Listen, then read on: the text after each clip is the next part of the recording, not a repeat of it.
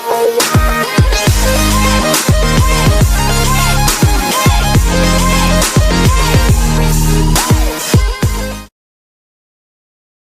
problem with social media. Hello guys, so today's video is on the problem with social media, and I know that YouTube is a social media platform, but I am going to be explaining why it is different. So the real problem is that it is addicting. It is supposed to function as a way to make us more social, but instead it makes us more social on our devices instead of in person, when it's supposed to be a mechanism that connects us more. So the idea of social media is not bad, but the way it is executed and the way that it is meant to be executed is, for one, you're showing off your life to a bunch of people who some of them don't even know you. I know that you can meet people through social media, and that is a very good thing. Some people meet their spouses, their best friends through social media, seeing people online. That's not the problem. The problem is you're giving a bunch of random people access to you, right? As long as you're being careful and everything, right? Like, you can still make a friend, but the thing is that social media encourages that to an extreme extent, And even if you limit your media being only shown to your friends and family, it's still kind of creating this pressure for you to be social with people instead of just being social with them normally. So the minute somebody posts on social media, now all of a sudden that's what makes you think about them instead of you organically thinking about the person and being like, hey, I want to talk to them, So it kind of forces you to interact with the person when you were not intending to, just because they posted something. And it just makes it weird and uncomfortable. Like, if you want to talk to somebody, just talk to them directly. You don't have to show your whole life to all of your friends and all of your family, etc. Even if you are limiting it to just friends and family. Like, maybe certain friends don't need to know that much about you, but they have that access because this is how social media is, right? And don't get me wrong, obviously, like, people share photos, people share stuff. That's not the problem here. The problem here is that some people don't need to see that. Even if they know you, doesn't mean they necessarily need to see it or know about it, and it forces people to interact when they don't need to or when they're not even intending to, just because somebody posted something. And unnatural interaction is exactly what is messing up our society today. It is better for you to just not say anything and not interact with anybody than for you to be this fake person on social media. What I'm trying to say is that when you post on social media, you're intending to get engagement from people, right? And meanwhile, you don't want to engage with people in real life. And even if you were a very social person and you're on social media, again, it's just too much information. It's too much connectivity. The other problem is, obviously, this helps us to stay addicted to our devices. Now, don't get me wrong. Just because you're on your phone a lot doesn't mean you're out there doing bad things. But social media breeds this. TikTok is like a good example. Very short videos, very fast, very funny, shortening your attention span, making yourself need to be hyper stimulated and needing too much stimulation to feel anything instead of just enjoying your moment and enjoying what you already have in front of you. Obviously, shorts also perpetrates this, any short form content. And also, it kind of also encourages you to be chronically online, even if it's something where you're just posting an image. You think that it's a one-off thing that, oh, I'll just post an image, but you become addicted to the engagement that you get when people react with that image. People see it and like it. Maybe the validation makes you addicted. And yes, you're being social, but you're being social in the wrong kind of way. And sometimes the stuff people post, let's just be honest, like, sometimes people post stuff that they shouldn't be posting. And I know I've posted a lot of personal content on my channel. Sometimes people posting on social media goes too far. And in general, it's meant to go too far because you're trying to be social, right? It's so annoying. Okay, when content is either excessively short or excessively long, for the short form, it's worsening your attention span and making you need to be hyper stimulated. But for the long form, it's bad for the people who are creating it, because now you are forcing yourself to be online instead of living your life, and you have to be an over hyper version of yourself just to keep people's attention instead of just being yourself. And you're going to be on your computer editing or whatever for longer than somebody who just makes a video and checks out for the day, right? So that's the other problem with something like streaming. And that's why I like YouTube, specifically middle to long form content, which is made by a creator once a week, once a month. Even if it's daily, it's still not as bad as having to constantly be on camera, right?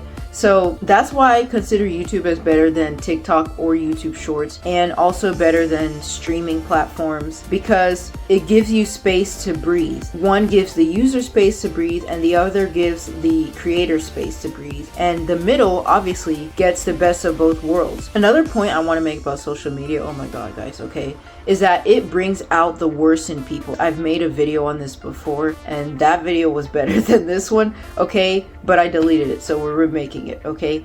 But what I said in that video was that people always say that if people were better, maybe social media would be better. But the thing is, the social media, the act of being constantly online, that's what's making you so irritable. It's not the fact that you're a bad person. It's just because you're forcing yourself to be on this platform instead of just going outside. And you're always in that mode because there's a post here, there's a post there, there's a post from this person. You know, you want to engage with all of it. And it makes you so irritable because you've engaged with too much. You haven't sat back and relaxed, and you haven't talked to your friends. You're talking to these people's egos, right? The longer you're online, the more irritable it's going to make you, right? So that's the biggest problem with social media. You can say that you can use it in a positive way. For example, TikTok shorts that are like motivational. Stop scrolling, you know, just listen, get up and do something for yourself instead of scrolling here. But they are exactly what's feeding into the problem. They make you think that social media can be something good, even if you're on there for a good purpose. Because you're on there for so long, it's bad. So yes, social media does make you irritable. It's not just you always triggered all the time. It's because of the environment you're putting yourself in and the amount of time you're sitting in there. Social media also breeds this fear of missing out. It breeds consumerism, making people buy things because these influencers have it. It feels like it's no longer a choice sometimes, to the point where if you don't do it, you end up rethinking it because all your friends are doing it and whatever, and you never actually get to make the choice for yourself, but society makes the choice for you. Now, when you're off social media, you don't feel as much pressure from these things. Certain corners of the internet are toxic, especially the social media spaces, and that includes YouTube as well. Okay, YouTube is not out of this. Some mentalities and things are toxic, and when you're on social media, when you enter these spaces, those kind of mentalities and etc. will enter your head, and it's going to pressure you. So that's why it's best to just avoid these things. Stay away from it. Not all influencers have a bad message to spread on social media, but the general problem with social media is that it breeds a toxic obsession to being social on your phone. So I keep talking about all these problems and whatever, but what can we actually do to prevent it? So the main thing is to avoid social media. I know it's hard for a lot of people, but you need to take that step. If you don't take a step and do something good for yourself, then you'll never get anywhere, right? If you keep saying, oh, well, I just can't do it, then you'll never do it, okay? So you have to get up and say, look, I really want to stop doing this. Something that helps with this is taking your time, giving yourself grace, okay? I know that I kind of just said cut and dry, hey, you need to quit, but you have to have that mindset that you're going to be cut and dry about things, or else you're never going to achieve anything. Else you're always going to be putting it off, right? But in order to achieve that mindset realistically, without it feeling like pressure, you have to give yourself grace. So that's a good part to step one, okay? And please replace it with something as well. I'm gonna be honest, I have not really had a problem with social media. I never engaged with it in the first place because I knew it was bad. Okay, I'm not saying that to brag, I'm just saying it to say that maybe I don't know what it feels like or whatever, but I can understand that kind of obsession, right? So I can understand that it's bad. I can understand that it's also hard to get away from. So give yourself hobbies, give yourself another thing that you can do on your phone. Give yourself something that you can do off your phone, right? Yeah, if you want to talk to your friends, don't post anything, right? And try to post less in general. I understand that social media is useful for something like a business. Even if you're not into it for that kind of side, you can use it for business. But the thing is, word of mouth is another way. Newspapers is another way. Newsletters, being in the press, etc. You don't have to rely on social media. I would say news or like the press, for example, is a better form because it's slow and they actually do these things to achieve something. They're doing it to let people know about what's going on. It actually has a good purpose. Wait, I was just trying to say that even if you think you need social media for certain things, you don't. You don't need social media to catch up with your friends either. Organize time to hang out with them. I know that that can be hard, but at least if you don't have time to hang out, but you want to hear from them, at least have a call with them once every while that you guys plan, right? If there's a will, there's a way. If you want to avoid social media, you can, even if you think you need it. This is another con of having a social media reputation, or having a social media in general. You may end up posting something that you regret, and then it's never fully deleted. Somebody may have screenshotted it, the server or whatever may have kept it, Internet Archive. Somebody can just go back in time and look at your post if you're that famous or whatever. So you avoid all of these things by avoiding completely social media, okay? So don't waste your time trying to get into it, okay? If you feel like you're missing out from your peers, then your peers are not doing a good job of keeping you in the loop, right? Or you guys just need to hang out more or something. You don't need social media to do that. And again, if you're recovering from an addiction from social media, or if you're just trying to get off of your social media, then try and fill that time with something else, all right, guys? So I think I'm good for this video,